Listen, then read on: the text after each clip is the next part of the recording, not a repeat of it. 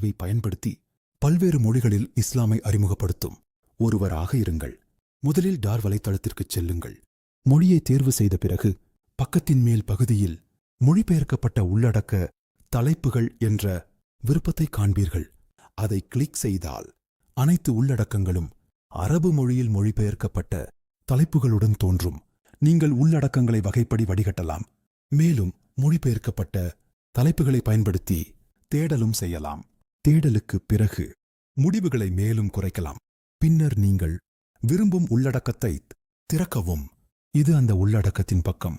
இங்கிருந்து அதன் தலைப்பை மொழிபெயர்க்கலாம்.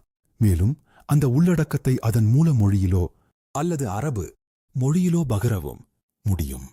இங்கிருந்து கிடைக்கும் வடிவங்களில் உள்ளடக்கத்தை பதிவிறக்கம் செய்யலாம். இந்த ஐகான் அந்த புத்தகம் HTML வடிவத்தில் கிடைக்கிறது என்பதை குறிக்கிறது.